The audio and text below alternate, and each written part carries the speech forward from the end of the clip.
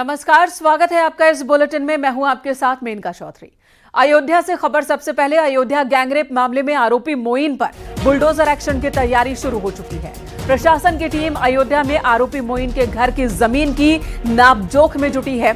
सरकारी जमीन पर 1 इंच भी अवैध कब्जा मिलने पर बुलडोजर कार्रवाई की जाएगी। आज सुबह ही मुख्यमंत्री योगी आदित्यनाथ से पीड़ित परिवार ने मुलाकात की थी और आरोपी के खिलाफ बुलडोजर कार्रवाई की भी मांग की थी, जिसके बाद सोहावल तहसील से राजस्व की टीम मौके पर पहुंची। आरोपी सपा नेता मोइन खान की जमीन की पैमाइश शुरू कर दी गई है।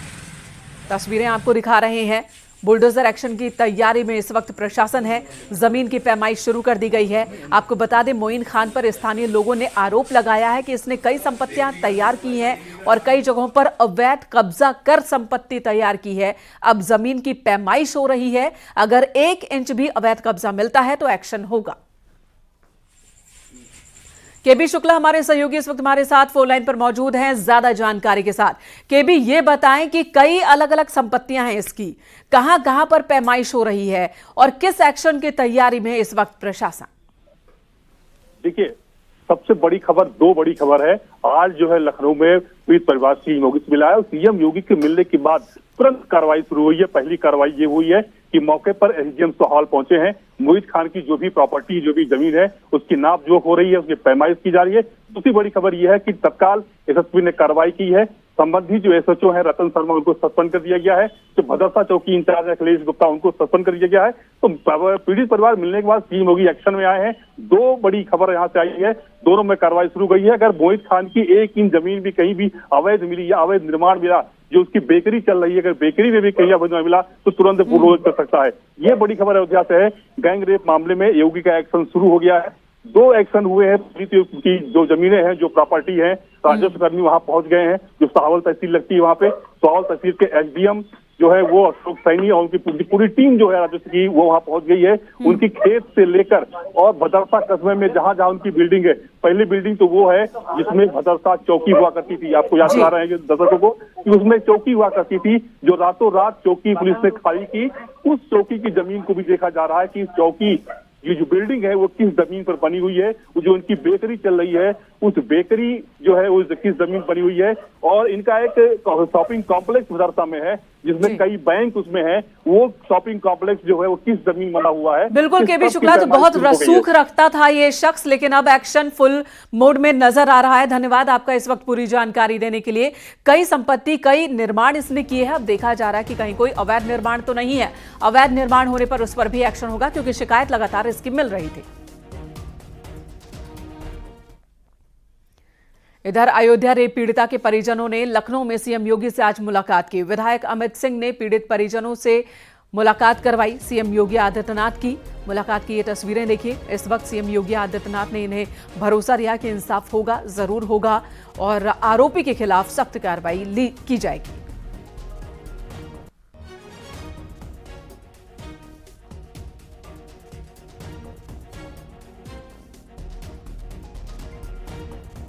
जी साथ मिली और महाराज जी ने आश्वस्त किया। और इतना ही नहीं, महाराज जी ने इतनी उदारता दिखाते हुए उस पीड़ित परिवार को तुरंत उन्होंने कहा कि उसको आर्थिक सहायता भी हम दिलाएंगे। इसके साथ साथ जो भी अपराधी होगा उसको कठोर से कठोर कार्रवाई भी उत्तर प्रदेश सरकार करेगी। महाराज जी ने आश्वस्त किया और पीड़िता की मां जो है वो भी मिली, वो भी संतुष्ट है। और महाराज जी ने इस पर तुरंत तत्काल प्रभाव से निर्देशित किया कि जो भी इसमें अपराधी है, कोई भी हो, उसको छोड़ा नहीं जाएगा। उसके विरुद्ध जो भी कानूनी कार्रवाई उचित होगी तुरंत उसके ऊपर होगी और पीड़िता को निरंतर। आज मुख्यमंत्री जी से मुलाकात हुई, संतुष्ट हैं? हाँ, संतुष्ट है। क्या कहा मुख्यमंत्री जी ने? कहीं चलेगा, सब करेंगे, कार्रवाई करेंगे। हाँ। हाँ। किस तरह की कार्रवाई चाहते हैं आप? बुलडोजर चलेगा, फांसी भी। फांसी भी। और क्या आश्वासन दिया है मुख्यमंत्री जी ने? और कुछ नहीं। हाँ। और इससे पहले एसपी के बागी विधायक अभय सिंह ने अयोध्या में जिला महिला अस्पताल में रेप पीड़ित बालिका से मुलाकात की। इस दौरान उन्होंने समाजवादी पार्टी के पीडीए पर निशाना साधा। उन्होंने पूछा कि क्या यही पीडीए है? आज पीडीए का कोई भी व्यक्ति इस लड़की के साथ खड़ा नहीं है।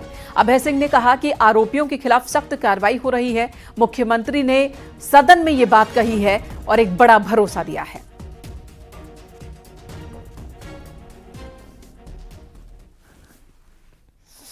वार्ता हुई 12 साल 14 साल की माइनर गर्ल है और जिस तरीके से हैवानों ने हैवानियत की है, दरिंदगी की है, इसके खिलाफ सख्त कार्रवाई हो रही है। हमारी कल माननीय मुख्यमंत्री चर्चा मुख्यमंत्री ने सदन में कहा इनके खिलाफ सख्त कार्रवाई की जाएगी, सख्त से सख्त कार्रवाई की जाएगी। और पिछड़ी जात की महिला है, निषाद समाज की लड़की है, बेटी है, वहाँ खेतों में काम करने जाती थी, बहला फुसला के जो किया गया, हम चाहते हैं आप लोग भी सहयोग करें, पूरा समाज सहयोग करे और दरिंदों को कड़ी से कड़ी सजा मिले। इधर एसपी सांसद बाबू सिंह कुशवाहा के खिलाफ एक्शन हुआ। ईडी ने बाबू सिंह कुशवाहा की करोड़ों की जमीन जब्त की है। यह एक्शन मनी लॉन्ड्रिंग केस में लिया गया है और इसी के साथ इस जमीन पर किए गए निर्माण पर बुलडोजर चलाने की भी तैयारी है। जानकारी के मुताबिक जौनपुर से समाजवादी पार्टी के सांसद और बीएसपी सरकार में मंत्री रहे बाबू सिंह कुशवाहा की जमीन पर ईडी ने यह एक्शन लिया। बाबू सिंह कुशवाहा की करोड़ों की जमीन लखनऊ के सरोजनी नगर थाना क्षेत्र में स्थित स्कूटर इंडिया के पास है, जो बेहद कीमती है। समाजवादी पार्टी के सांसद और लोकसभा में समाजवादी पार्टी के उपनेता बाबू सिंह कुशवाहा पर लखनऊ में ईडी की बड़ी कार्रवाई हुई है। ईडी ने मनी लॉन्ड्रिंग एक्ट के तहत बाबू सिंह कुशवाहा की करोड़ों रुपए की संपत्ति को जब्त कर लिया है। राजधानी लखनऊ के सरोजनी नगर इलाके में ये संपत्तियां 35 बीघा कृषि योग्य जमीन, एक प्रिंटिंग प्रेस और कुछ आवासीय स्थल भी हैं। बताया जा रहा है कि मायावती सरकार के दौरान जब बाबू सिंह कुशवाहा कद्दावर कैबिनेट मंत्री हुआ करते थे, उस दौरान नेशनल रूरल हेल्थ मिशन में करोड़ों का घोटाला हुआ था। उस घोटाले के प्रमुख आरोपी के तौर पर बाबू सिंह कुशवाहा का नाम सामने आया था। उस वक्त तमाम एफआईआर दर्ज हुई थी। उस वक्त इस घोटाले में दर्ज हुई तमाम एफआईआर के आधार पर ही ईडी ने मनी लॉन्ड्रिंग एक्ट के तहत एक मुकदमा दर्ज किया था और अब इसी मुकदमे में उन संपत्तियों को जब्त किया जा रहा है जो संपत्तियां इस अवैध कमाई से अर्जित की गई थी। ईडी के तमाम अफसर सेंट्रल फोर्सेस के साथ राजधानी लखनऊ के सरोजनी नगर इलाके में मौजूद थे, जहां पर बाबू सिंह कुशवाहा की ये संपत्तियां थी। आने वाले समय में बाबू सिंह कुशवाहा की मुश्किलें और बढ़ सकती हैं। कैमरामैन रोहित गुप्ता के साथ ऋषभ मणि त्रिपाठी, न्यूज 18 लखनऊ। इधर आजमगढ़ में अवैध कब्जे पर बुलडोजर एक्शन हुआ। शहर के गुरुटोला मोहल्ले के लाल डिग्गी में कार्रवाई हुई है। आरोपों के मुताबिक लोगों ने सरकारी जमीन पर घर बना रखा था, जिसे प्रशासन ने तोड़ दिया है। प्रशासन ने पहले नोटिस दिया था, लेकिन उसके बाद भी लोगों ने अवैध कब्जा नहीं हटाया, तब यह एक्शन लिया गया। आज एक्सएल साहब जो हमारे बालखंड में, उनके नेतृत्व में और ये बालखंड की जमीन है उसे वहाँ हटवाया जाना था। शासन के निर्देश भी है, माननीय आयुक्त महोदय द्वारा भी इसमें आदेश पारित किया गया है। उनके द्वारा जो बालखंड की सरकारी जमीन थी उसको अवैध कब्जा बना के ये लोग काबिज थे, उन्हें हटवाया गया है। अब इसके बारे में मुझे ज्यादा जानकारी नहीं है, लेकिन ये बताते हैं कि काफी समय से यहाँ थे, लेकिन इनका कोई ऐसा कोई पक्का कब्जा या कोई ऐसे कागज इनके पास नहीं थे जिनसे इनका स्वामित्व सिद्ध होता है। ये निश्चित रूप से सरकारी जमीन में 3 दिन पहले चिन्हित कर दिया गया था और चिन्हित करने के पश्चात इन्हें नोटिस भी दिलवा दिए गए थे और आज उसी के क्रम में हम लोगों ने यहाँ को एनक्रोचमेंट हटवाया है। लगभग आप देख रहे हैं 4 या 5 के करीब। इधर मिर्जापुर में माफिया चुन्नू यादव पर पुलिस ने बड़ी कार्रवाई की। प्रशासन ने उसकी 4 करोड़ 36 लाख की अवैध संपत्ति कुर्क की है। चुन्नू यादव पर हिस्ट्री शीटर चुन्नू यादव पर जबरन वसूली, बलवा के आरोप लगे हैं। अलग अलग थाना क्षेत्रों में 1 दर्जन से ज्यादा मुकदमे दर्ज हैं। आरोपों के मुताबिक जून 2022 में चुन्नू ने गैंग के साथ गोलू पंडित नामक शख्स की पीट कर हत्या कर दी थी। निवासी दुर्गा बाजार, थाना कोतवाली, कटरा।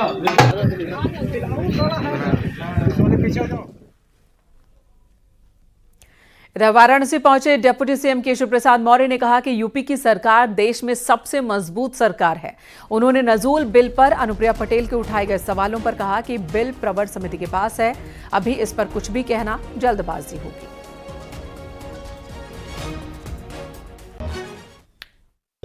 देखिए, अनुप्रिया जी अपना वो एक दल चलाते, उन्होंने क्या विरोध किया क्या नहीं किया मेरी जानकारी में नहीं है। समर्थन में है ना?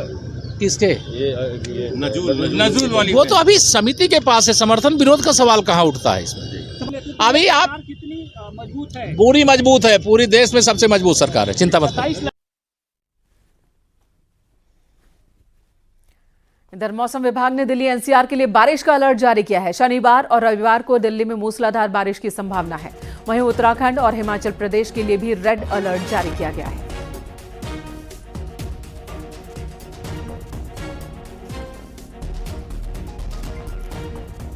तो अगले 2 दिन बारिश हो सकती है, भारी बारिश हो सकती है।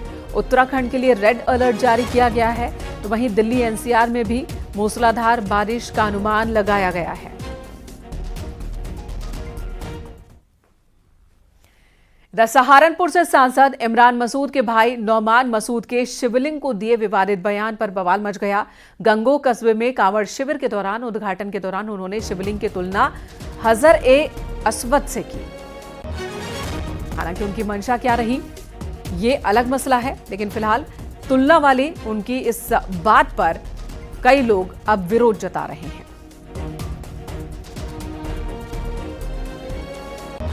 और समझने का फेर है, जिसे ये लोग शिवलिंग कहते हैं,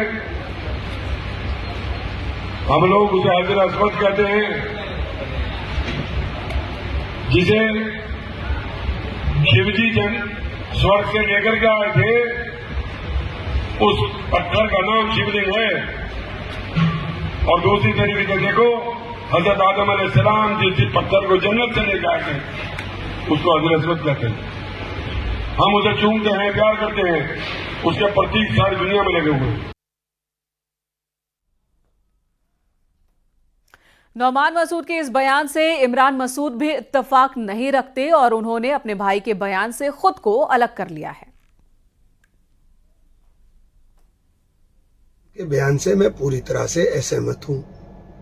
ये काम हमारा नहीं है, ये काम उलेमा हजरात, ये काम शंकराचार्य या जो धार्मिक ज्ञान रखते हैं उनका है, हमारा नहीं है।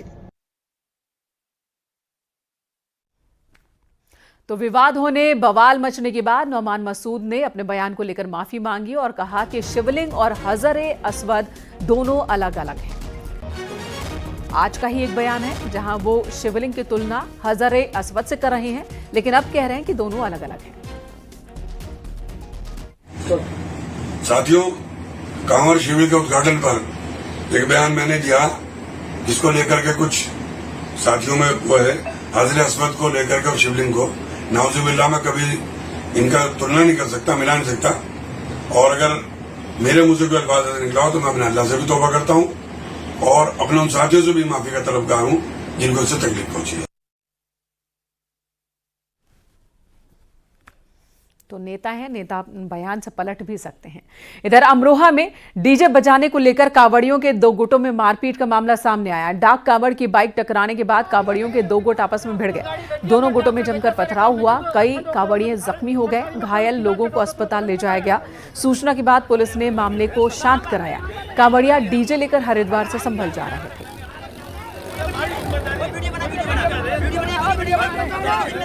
हरिद्वार से संभल जा रहे थे कांवड़िया और इसी बीच 2 गुटों के बीच झड़प हो गई है। बताया जा रहा है कि एक डाक कांवड़ का ग्रुप था और दूसरा ग्रुप जो कि डीजे लेकर जा रहा था।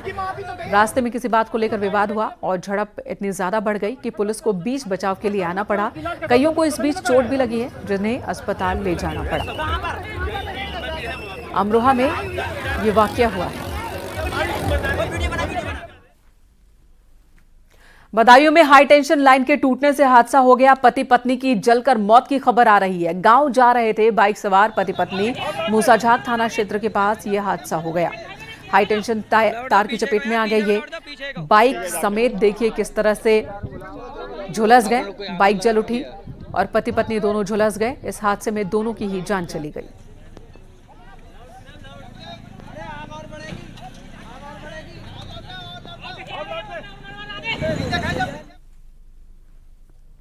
उधर महोबा में पत्नी से झगड़े के बाद एक लड़के ने पहले बाइक में आग लगाई, फिर तमंचे से गोली मारकर खुदकुशी कर ली। नगरा गांव का ये मामला है। लड़के की मौत से परिवार इस वक्त मातम में है। सूचना पर पहुंची पुलिस ने शव को पोस्टमार्टम के लिए भेजा, लेकिन जो बात सामने आ रही है कि पहले पति पत्नी के बीच लड़ाई हुई थी, जिसके बाद ही इस शख्स ने ये कदम उठाया। सीएससी बनवाड़ी में अभी एक युवक को मृत अवस्था में गाड़ी से लाया गया है। प्रारंभिक जांच करने पर उसके सिर पर कुछ चोटों के निशान थे, लेकिन वो जांच किया तो पता चला कि वो मृत अवस्था में, इसकी सूचना पुलिस थाने को दे दी गई है। तो आगे कार्रवाई आगे चल रही है।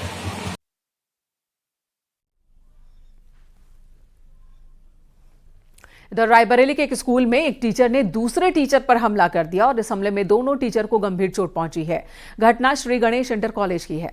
फिजिक्स के शिक्षक राकेश मिश्रा लैब में बच्चों को पढ़ा रहे थे, तभी दूसरा टीचर अवनींद्र पांडे वहां पहुंचते हैं अपने साथियों के साथ और हमला कर देते हैं। घटना को अंजाम देकर हमलावर मौके से फरार हो गए। स्थानीय लोगों ने घायल शिक्षक को अस्पताल में भर्ती करवाया, जहां से उन्हें गंभीर स्थिति में जिला अस्पताल भेजा गया। दोनों पक्षों ने लालगंज कोतवाली में केस दर्ज करवाया है। मतलब नहीं है। मैं डॉक्टर अशोक वर्मा, फिजिशियन। लालगंज से मारपीट का मामला है, क्या है? हाँ, ये राकेश कुमार नाम के एक व्यक्ति आए हैं जो कि टीचर हैं। उनके विद्यालय में 4-5 लोगों ने उनके साथ मतलब उसके अंदर मारपीट की है। कैसी स्थिति है? इसलिए सही है, सामान्य है। शामली पुलिस ने 4 गौ तस्करों को गिरफ्तार किया। कब्जे से पशुओं को काटने का उपकरण भी बरामद किया है। एक कार भी जब्त की है। गांव झाल का ये मामला है, जहां पर करीब 1 हफ्ते पहले जंगल में प्रतिबंधित पशुओं के अवशेष मिले थे। गांव वालों ने गोवंश कटान का गंभीर आरोप लगाया था, जिसके बाद पुलिस ने ये एक्शन लिया। आरोपियों की गिरफ्तारी की मांग की गई थी गाँव वालों की ओर से। पुलिस ने जांच के दौरान गांव में बनी गौशाला में पहरेदारी करने वाले लड़के को गिरफ्तार किया और पूछताछ में सब पर्दाफाश हो गया। तस्करों ने गौशाला से बाहर निकलकर प्रतिबंधित पशुओं को काटा था और अवशेष जंगल में फेंक दिया था।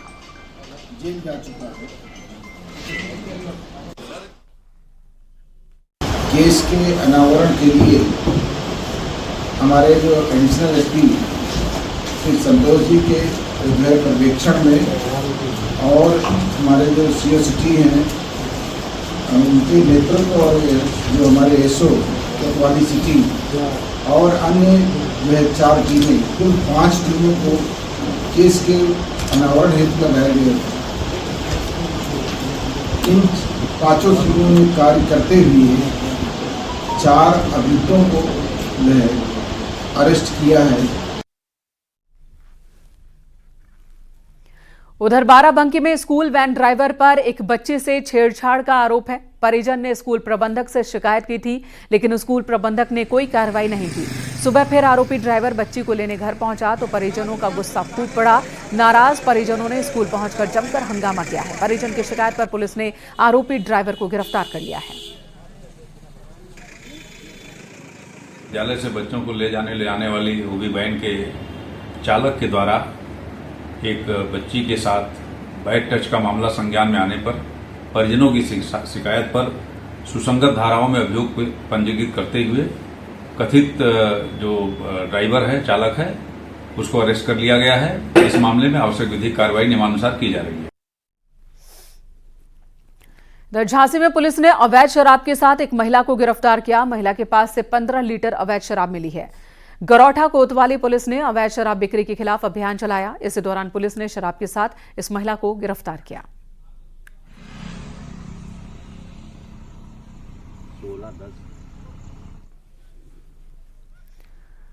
उधर जौनपुर में महिलाओं से लूट का पुलिस ने खुलासा किया है। पुलिस ने 2 बदमाशों को गिरफ्तार किया। दोनों की गिरफ्तारी लखनीपुर रेलवे फाटक के पास से हुई है।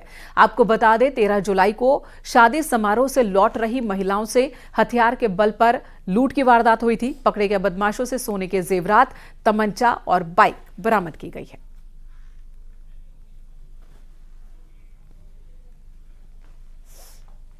तीन बदमाशों के द्वारा उनको रोककर उन महिलाओं और परिजनों से काफ़ी मात्रा में सोने के जेवरात लूट लिए गए थे। इस घटना के अनावरण के लिए पुलिस अधीक्षक जनपद जौनपुर के कुशल नेतृत्व में कई टीमों का गठन किया गया था। थाना प्रभारी बक्सा उनकी टीम के द्वारा और अन्य सहयोगी टीमों के द्वारा लगातार इसमें काम किया जा रहा था। इस घटनाक्रम का सफल अनावरण कर लिया गया है, जिसमें आज दिनांक 2/8 को एक मुखबिर की सूचना पर इस घटना में सम्मिलित एक मुख्य अभियुक्त धर्मेंद्र गौड़ को पकड़ा गया। फर्रुखाबाद में बीआरसी कर्मचारी को गोली मारने वाले आरोपी को पुलिस ने गिरफ्तार किया है। आरोपी प्राइमरी टीचर है। आरोपी का कहना है कि बीआरसी कर्मचारी विश्राम सिंह की वजह से परिवार में कलह होता था, जिससे नाराज होकर आरोपी ने बीआरसी कर्मचारी को गोली मार दी। आरोपी महिला के रूप में ऑफिस पहुंचा था और फिर उसे गोली मारकर फरार हो गया, लेकिन पुलिस ने उसे अब गिरफ्तार कर लिया है।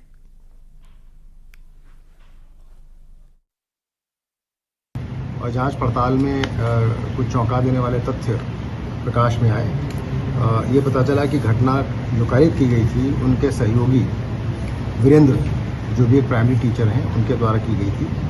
उन्होंने वहीं के बाथरूम में जाकर के घटना के ठीक पहले अपना ये गेटअप चेंज करके जो तमंचा उन्होंने एक व्यक्ति से लिया था, उस व्यक्ति के बारे में भी छानबीन अभी चल रही है। आकर के उन्होंने सीधा इन पर गोली चलाई, उनको घायल करके वापस वहाँ से निकले और पासी के एक खंडहरनुमा जगह में जाकर के उन्होंने अपने कपड़े बदल करके और फिर कपड़ों को बैग में रख करके और फिर वहाँ से वो रवाना हो गए। मेरठ में एक दारोगा ने दर्जनों कांवड़ियों की जान बचाई। दरअसल कांवड़ शिविर में गैस सिलेंडर में भीषण आग लग गई थी, जिसके बाद दारोगा ने गैस सिलेंडर को नहर में फेंक दिया। अपनी जान की परवाह न करते हुए दारोगा ने वहां मौजूद कांवड़ियों की जान बचाई। ये मामला रोहटा थाना क्षेत्र का है।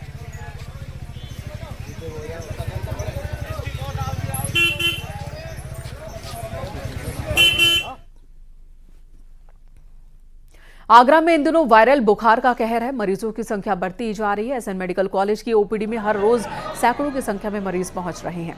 डॉक्टर्स की माने तो वायरल 5 से 7 दिन तक अपना असर दिखा रहा है। डॉक्टर्स ने लोगों से अपील की है कि वो बाहर का खाना फिलहाल न खाएं। इस समय जैसे उमस और बारिश है और गर्मी भी काफ़ी ज़्यादा हो जा रही है, तो टेम्परेचर कई बार बदल जाता है। कई बार हम लोग एकदम ठंडी जगह पे या एसी में चले जाते हैं, तो बॉडी का टेम्परेचर जब चेंज होता है। इस समय वायरल इन्फेक्शन के केसेस बहुत ज़्यादा बढ़े हैं। तो हमारी ओपीडी में जो मरीज हैं उनमें वायरल इन्फेक्शन के केसेस काफ़ी हैं। साथ में स्किन इन्फेक्शन के भी केसेस हैं। इनमें फंगल है, तो फंगल के केसेस भी हमारे पास काफ़ी हैं।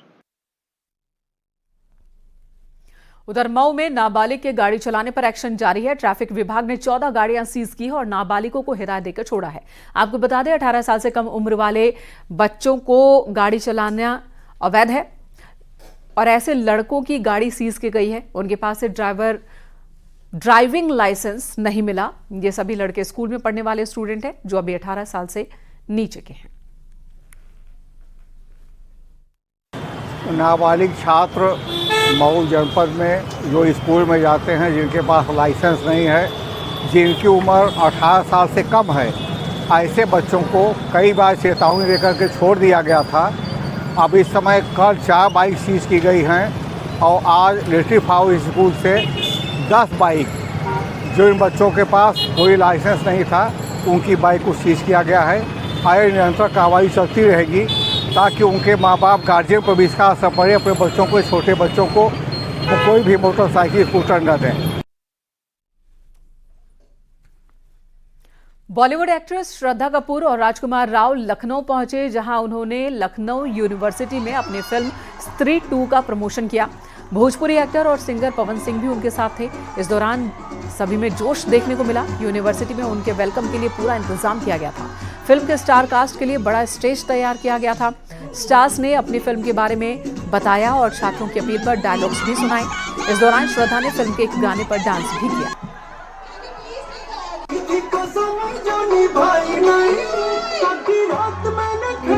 बहुत ही स्पेशल फिल्म रही है स्त्री, और स्त्री 2 में जो किरदार भी निभा रही हूँ, जो एक्सपेक्टेशंस बढ़ गए हैं लोगों में हम सब के लिए, तो एक नर्वसनेस भी हो रही है, एक्साइटमेंट भी हो रही है। लोग पूछ रहे हैं कि अभी आगे क्या होगा, इस फिल्म में और क्या नए सवाल पैदा होंगे, और सरकटे का आतंक है, तो एक्साइटमेंट बहुत ज़्यादा तो है और नर्वस हूँ, एक्साइटेड हूँ। Very desperately waiting for Stree 2 to come कि मुझे भी देखने का मौका मिलेगा। So of course there's that slight jittery feeling is there, but that's a good feeling। वो फीलिंग अच्छी फीलिंग है कि ऐसी फिल्म आ रही है जो हम सब के करियर में बहुत स्पेशल है, आप सबके लिए बहुत स्पेशल है। इतना प्यार आप लोगों ने दिया उसे, तो आप भी जितना हम इंतजार कर रहे हैं, आई एम वेरी श्योर कि आप सब भी उतना इंतजार कर रहे हैं एज एन ऑडियंस कि होता क्या है स्त्री 2 में, होगा क्या। फिलहाल यहां रुकेंगे एक ब्रेक के लिए। खबरों का सिलसिला ब्रेक के बाद भी जारी है।